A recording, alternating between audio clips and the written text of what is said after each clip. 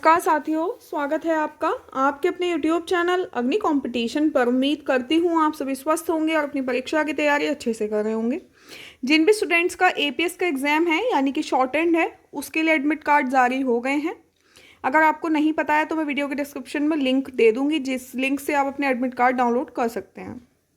OTR number fill करना है और ओटीआर नंबर फिल करने के बाद आपको आपका एडमिट कार्ड मिल जाएगा। ठीक है, ज़्यादा कुछ नहीं करना है, बस ओटीआर नंबर डालना है। लेकिन बात क्या है, बात यह है कि जो हमारी शॉर्ट हैंड होनी है उसके क्या रूल्स हैं, है ना। तो वो सारे रूल्स एक बार देख लेने अच्छे रहेंगे, तो मैंने सोचा एक बार आप लोगों के साथ शेयर कर देती हूँ। मैं जो इम्पोर्टेंट है वो कंप्लीट पढ़ दूंगी, बाकी आपको ऐसे ही ओवरव्यू दे दूंगी, क्योंकि सारे पढ़ूंगी तो बहुत ज़्यादा टाइम लगेगा। ठीक है, तो क्या ये कहा गया है कि इसमें पहले अच्छे से पढ़ लें और देख लें कि अगर आप उस परीक्षा में बैठने के लिए एलिजिबल हैं तो ही परीक्षा में बैठें, अगर आप एलिजिबल नहीं हैं तो आप परीक्षा में नहीं बैठे। फर्स्ट पॉइंट में ये दे रखा है कि अगर आप भली भांति पढ़ लें या सुनिश्चित कर लें कि आप परीक्षा में उपस्थित होने के लिए पात्र हैं तो, और अगर आप जांच हो गए आयोग द्वारा आप किसी भी स्तर पर पात्र नहीं पाए गए परीक्षा में बैठने के लिए, तो आपका अभ्यर्थन निरस्त कर दिया जाएगा। सेकंड है कि आपको लेकर क्या क्या जाना है। तो आपको परीक्षा केंद्र पर 2 फोटो, आईडी प्रूफ जो कि आपका ड्राइविंग लाइसेंस हो सकता है, पासपोर्ट हो सकता है, आधार कार्ड, पैन कार्ड, मतदाता पहचान पत्र, मतलब कुछ भी एक वैलिड आईडी होनी चाहिए आपकी, वो लेकर जानी है। 2 फोटो लेकर जाने हैं और वो जो आपकी आईडी है उसकी जीरोक्स भी ले जानी है और उसको ओरिजिनल भी लेकर जाना है। ठीक है, दोनों लेकर जाने हैं। सेकंड ये हो गया। थर्ड क्या है कि आपको अपना एडमिट कार्ड लेकर जाना है, जो कि बहुत कॉमन चीज़ है कि किसी भी एग्जाम के लिए आप जा रहे हैं तो एडमिट कार्ड के बिना तो नहीं जाएंगे, तो वो लेकर जाना है। और उसके अलावा जो आपका एडमिट कार्ड होएगा उस पर आपको अपनी एक जो पासपोर्ट साइज फ़ोटो है वो पेस्ट कर लेनी है, और जैसा आपने सिग्नेचर आपके एप्लीकेशन में किए हुए हैं वैसे ही आप सिग्नेचर करें तो ज़्यादा अच्छा रहेगा। अलग सिग्नेचर ना करें, सेम सिग्नेचर करें। ठीक है। नेक्स्ट क्या है कि बैचवार हिंदी आशुलिपि की परीक्षा होगी, तत्पश्चात हिंदी टाइपिंग की परीक्षा ली जाएगी। हिंदी आशुलिपि के लिप्यंतरण यानी कि जो ट्रांसक्रिप्शन है, और हिंदी टाइपिंग की परीक्षा कंप्यूटर पे ली जाएगी। ठीक है, मतलब डिफरेंट सीरीज दिन है 28 से लेकर जो स्टार्ट हो जाएंगे डिफरेंट बैचेस में, वो आपको पता ही है, तो उसमें इतना कुछ नहीं है। और क्या है कि हिंदू आशुलिपिक है तो शॉर्ट एंड नोटबुक मिलेगी, और टाइपिंग है तो टाइप शीट आयोग द्वारा उपलब्ध कराई जाएगी। आपको अपना पेंसिल या पेन या रबड़ जो भी है खुद लेकर आना है, वो वहाँ से नहीं मिलेगा। ठीक है, तो पेंसिल पेन रबड़ खुद लेके जानी है, लेकिन शॉर्ट एंड नोटबुक और जो टाइपिंग के लिए आपकी टाइप शीट होगी वो कौन देगा, वो वहीं से आपको आयोग के द्वारा मिल जाएगी। लेके क्या जाना है, पेंसिल पेन रबड़ वगैरह अपनी जो स्टेशनरी है वो आपको ले जानी है। उसके अलावा नॉर्मल सी बात है कि आप आपस में बात नहीं करेंगे, किसी भी आपकी जो चीज़ है उसका इंटरचेंज नहीं करेंगे, एक्सचेंज नहीं करेंगे। भाई तेरे पास रबड़ है ला मुझे दे दे, पेंसिल है मुझे दे दे, ये वाली चीज़ मना कर रहा है आयोग कि ऐसा ना करे। अपने स्क्रीन पे ही देखें, किसी दूसरे की स्क्रीन को ना देखें, बातचीत कर ना करें, नकल ना करें। अगर ऐसा कुछ हुआ तो आपके विरुद्ध कार्रवाई की जाएगी, ऐसा ये कह रहे हैं। अभ्यर्थी के पास में अगर कोई नकल करने का सामान पाया जाता है तो वो क्या होगा कि वो उनसे वंचित कर दिया जाएगा, एग्जाम उसको नहीं देने दिया जाएगा। और अभ्यर्थी शॉर्ट हैंड नोट, जो भी आपको शॉर्ट हैंड की एक नोटबुक मिलेगी उसमें आपको परीक्षा का नाम लिखना है, अपना नुक्रमांक लिखना है, जो भी उसमें रिक्वायरमेंट होगी वो सारी चीज़ें फिल कर देनी है। सेम एज हमारे इलाहाबाद हाईकोर्ट का जब एग्जाम हुआ था तो उसमें भी सेम ऐसा ही हुआ था। ठीक है, तो इसमें भी सेम ही सब कुछ बताया जा रहा है। परीक्षा समाप्ति के पश्चात अभ्यर्थी को शॉर्ट एंड नोटबुक, प्रतिलेखन शीट और टाइप शीट हस्ताक्षर के पश्चात अंतरिक्षक के पास जमा करना रहेगा। ऐसा नहीं है कि आप अपनी शॉर्ट हैंड वाली जो नोटबुक है वो लेकर चले आ रहे हैं, लेकर कोई नहीं आ सकता। सारी चीज़ें जो भी उन्होंने दी हैं वो उनको देकर आनी है कि भैया लो तुमने दी थी, तुम ही हम अब वापस रख लो। ठीक है, उसके बाद क्या है कि जितने भी जब वो कहेंगे कि हाँ आप जा सकते हैं तभी उठ कर आएंगे। धूम्रपान गुटखा कोई ना करे तो अच्छा रहेगा। ठीक है, कुछ खाना पीना नहीं है। मोबाइल फ़ोन और किसी भी तरीके का ब्लूटूथ या वॉच वगैरह ना लेकर जाएं। उसके अलावा क्या कहा गया है कि जो भी आपके सामान वामान है वो बाहर ही जमा कर देना है। ये बहुत कॉमन चीज़ सारे एग्जाम में लिखा रहता है। मेन जो है वो देखिएगा, अभ्यर्थी परीक्षा केंद्र में परीक्षा प्रारंभ होने से 1 घंटा 30 मिनट पूर्व प्रवेश दिया जाएगा, यानी कि 1.5 घंटे पहले आपको जाना है, प्रवेश स्टार्ट कर दिया जाएगा, और 45 मिनट पहले प्रवेश बंद कर दिया जाएगा। 1.5 घंटे पहले से स्टार्ट हो जाएगा और 45 मिनट पहले से बंद हो जाएगा। 45 मिनट से बाद जो रहेगा उसको फिर हो सकता है एंट्री ना मिले, तो बिल्कुल भी रिस्क ना लें, पहले ही जाके बैठ जाएं तो वो ज़्यादा अच्छा होगा। कभी सोचे कि पहुँच जाएंगे, पता नहीं चलता है टाइम का, जाम मिल जाए आपको, आपका व्हीकल में कोई प्रॉब्लम हो जाए तो बिल्कुल भी टाइम 1 घंटा एक्स्ट्रा लेकर चलिए, आपको कोई नुकसान नहीं है। इसके अलावा आपके पास जो टाइपिंग के लिए और ट्रांसक्रिप्शन के लिए जो फॉन्ट्स हैं वो मंगल है और इनस्क्रिप्ट है, मंगल का इनस्क्रिप्ट फॉन्ट और कृतिदेव, दोनों फॉन्ट हैं आपके पास। आप अपनी सुविधा अनुसार जिस फॉन्ट में टाइपिंग करते हैं, जिसमें करना चाहें उसमें कर सकते हैं, ठीक है। और हिंदी आशुलिपि मतलब हिंदी शॉर्टहैंड में आपको 80 वर्ड पर मिनट की स्पीड रहेगी और कंप्यूटर पर हिंदी टाइपिंग आपकी न्यूनतम मिनिमम 25 वर्ड पर मिनट होनी चाहिए। हिंदी आशुलिपि की परीक्षा के अंतर्गत 80 शब्द प्रति मिनट की डिक्टेशन 5 मिनट की आपको बोलेंगी और लेकिन उसको ट्रांसक्राइब करने के लिए 1 घंटा दिया जाएगा। बहुत इनफ टाइम है आपकी। अगर 25 वर्ड पर मिनट की स्पीड है तो आप इजीली कर लेंगे, कोई प्रॉब्लम नहीं है। हिंदी टाइपिंग के परीक्षा के अंतर्गत 25 वर्ड प्रति मिनट हेतु केवल 5 मिनट का शब्द का समय दिया जाएगा। क्या अंतर है कि जब आपने जो शॉर्ट हैंड के वर्ड्स लिखे हैं 400 है ना, 80 वर्ड पर मिनट की स्पीड से डिक्टेशन लिखी है, उसे ट्रांसक्राइब करने के लिए आपके पास 1 घंटा होगा।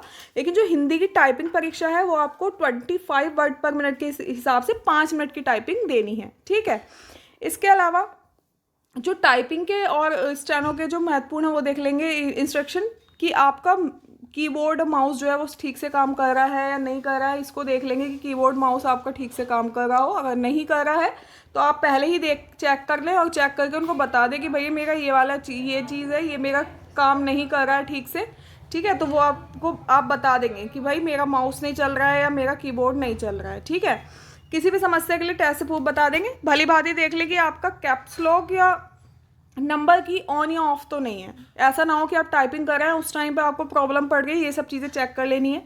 टाइपिंग टेस्ट में आपको देख लेना है कि आपको जो भी, अगर आप कृतिदेव पे करने वाले हैं तो कृतिदेव ही आपके उसमें चल रहा है सिस्टम में। अगर मंगल पे करने वाले हैं तो मंगल चल रहा है या नहीं चल रहा है, इस चीज़ को चेक कर लेंगे। ऐसा ना हो कि आप स्टार्ट कर रहे हैं टाइपिंग और तब आपको पता चल रहा है अरे ये तो कृतिदेव चल रहा है, मैं तो मंगल में करता हूँ, ऐसा ना हो। एक बार अच्छे से चेक कर लेंगे। और इसके अलावा क्या करेंगे कि जब भी आपका ट्रांसक्रिप्शन होगा और जो आपकी हिंदी टाइपिंग होगी उससे पहले अपना अनुक्रमांक कंप्यूटर स्क्रीन पर आप लिख देंगे, एक बॉक्स रहेगा उसमें आप लिख देंगे। लिखने के बाद सबमिट कर देंगे। उसके बाद डिटेल्स एज पर रिकॉर्ड अपना विवरण दे सकते हैं। जो भी आपकी डिटेल्स होंगी वो आपके सामने आ जाएंगी, ठीक है। आप अपना सेलेक्ट कर लेंगे कि आपको कृतिदेव पे करनी है या मंगल पे करनी है।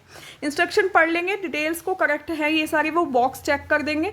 उसके बाद 2 मिनट का आपको डेमो मिलेगा। क्यों? स्टेनो टंकड़ परीक्षा है तो मतलब जब आप ट्रांसक्रिप्शन करने वाले हैं उसके लिए आपको 2 मिनट का डेमो मिलेगा। एक डायलॉग बॉक्स होगा, उसमें स्टार्ट डेमो पे आप क्लिक करेंगे। क्लिक करने के बाद आपको एक आउटपुट दिखाई देगा। उसके दौरान आप वही सब कुछ टाइप करके देख लेंगे, नेक्स्ट करके देख लेंगे कि आपका जो भी चीज़ें चल रही हैं वो सही हैं या नहीं है। क्लियर? फिर स्टार्ट बटन पर क्लिक करने पर आउटपुट स्क्रीन पर परीक्षार्थियों द्वारा अपनी शॉर्टहैंड नोटबुक से लिप्यंतरण करना है।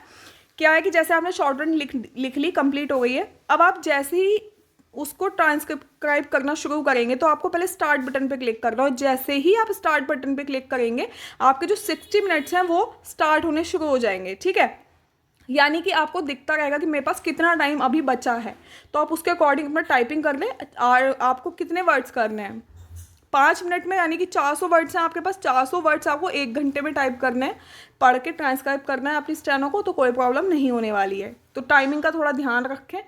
इसके अलावा क्या करना है कि उपरोक्त क्रमांक में 4 में वर्णित चरण अभ्यर्थी को पुनः हिंदी टंकण के लिए भी करना होगा। हिंदी टंकण यानी कि हिंदी टाइपिंग जब होनी है तब भी सेम प्रोसेस होगा जैसा कि हिंदी शॉर्ट हैंड को ट्रांसक्राइब करने के लिए है, कि आपको स्टार्ट बटन पे क्लिक करना है। आउटपुट स्क्रीन में एक पैराग्राफ दिखाई देगा, आपको वो पैराग्राफ अपने वो स्टार्ट करना है, टाइपिंग प्रारंभ करनी है। स्टार्ट करने के बाद आपको एक पैराग्राफ दिखेगा, उसको आपको टाइप करना है और वही सेम 5 मिनट का जो टाइम है आपके पास वो आपको शो होता रहेगा कि इतना टाइम बचा और कितने 125 वर्ड्स आपको मिलेंगे। स्टार्ट पर क्लिक करते ही आपकी टाइपिंग के 5 मिनट की अवधि प्रारंभ हो जाएगी। इस चीज़ को भी ध्यान रखना है कि स्टार्ट पे क्लिक कर दी, 5 मिनट की जो टाइमिंग है वो स्टार्ट हो जाएगी और इसे बीच में नहीं रोक सकते आप। 5 मिनट का जब टाइम कंप्लीट हो जाएगा सॉफ्टवेयर बंद हो जाएगा और यानी कि आपकी टाइपिंग कंप्लीट हो जाएगी। उस 5 मिनट में आपको 125 जो वर्ड्स हैं वो टाइप कर देने हैं।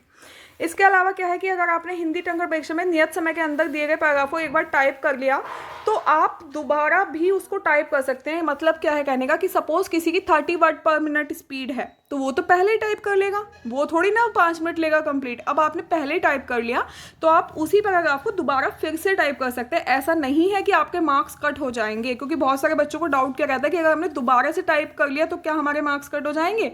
तो ऐसा बिल्कुल नहीं है। इन्होंने क्लियर लिखा है कि पुनः प्रारंभ से पैराग्राफ को टाइप कर सकता है जब तक निर्धारित समय समाप्त ना हो जाए। तो अगर आपकी स्पीड ज़्यादा है और आपने 5 मिनट से पहले ही वो पूरे 125 वर्ड्स कंप्लीट कर लिए हैं तो आप दोबारा से उन्हीं वर्ड्स को, उसी पैराग्राफ को टाइप करना स्टार्ट कर दें। ठीक है।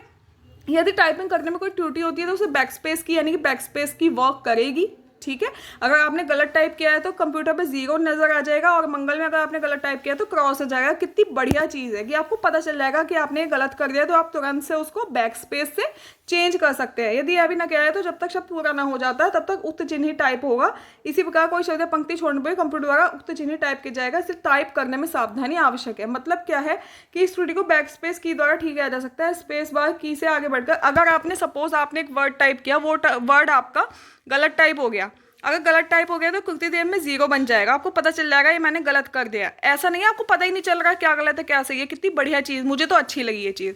ठीक है। अब क्या हुआ, आपने वो बैक स्पेस दबाया, उस वर्ड को करेक्ट कर लिया, लेकिन सपोज आपके पास टाइम नहीं है, आपको नहीं किया आपने करेक्ट, तो आप क्या करेंगे कि स्पेस मारेंगे और नेक्स्ट वर्ड पे आ जाएंगे। ऐसा स्पेस मारते ही आप नेक्स्ट वर्ड पे आ जाएंगे, नेक्स्ट वर्ड टाइप करना शुरू कर दीजिए अगर आपको वो वर्ड करेक्ट नहीं करना है। क्लियर। इसके अलावा सॉफ्टवेयर पर निम्न की कॉम्बिनेशन का प्रयोग भी वर्जित होगा, यानी कंट्रोल F4 नहीं चलेगा, Alt F4 नहीं चलेगा, कंट्रोल ESC भी काम नहीं करेगा, कंट्रोल L डिलीट काम नहीं करेगा, यानी कि ये सारी चीज़ें काम नहीं करेंगी। उसके बाद भी अगर आप जानबूझ के छेड़छाड़ करते हैं या कंप्यूटर से कोई वो करते हैं तो आपके विरुद्ध कार्यवाही की जा सकती है। तो ये थे इंपॉर्टेंट जितने भी फैक्ट्स थे इस एग्ज़ाम के लिए। इसके अलावा जो भी चीज़ें आपको मुझे पता चलेंगी मैं आपको बताती रहूँगी। ठीक है। अच्छे से एग्जाम की तैयारी कीजिए। और एक और चीज़, ये जो डाउट है कि क्या शॉर्ट हैंड में हमारी गलतियां माफ़ होंगी, तो कोई भी गलती माफ़ नहीं है। जैसा सेम इलाहाबाद हाई कोर्ट की स्टेनो में हुआ था, शॉर्ट हैंड में हुआ था कि कोई गलती माफ़ नहीं थी। अगर आपकी गलती है, अगर एक भी गलती है तो उसके अकॉर्डिंग आपका मार्क्स कट जाएंगे। जैसे ऐसा होता है कि 8 मिस्टेक हो गई तो 1 मार्क कट होगा। अभी इसका क्लियर नहीं है कि कितनी मिस्टेक पर कितना मार्क कट होगा, लेकिन ये मिस्टेक पर मार्क्स कट होंगे ये कन्फर्म है। ऐसा नहीं है कि इतनी मिस्टेक्स माफ़ है, माफ़ एक भी मिस्टेक नहीं होने वाली है। तो clear her cheese I think आपको क्लियर हो गई होगी। फिर भी कोई डाउट है तो आप मुझे कमेंट कर सकते हैं। वीडियो को शेयर कर दीजिए, चैनल को सब्सक्राइब कर लीजिए। मिलते हैं नेक्स्ट वीडियो में। Thank you.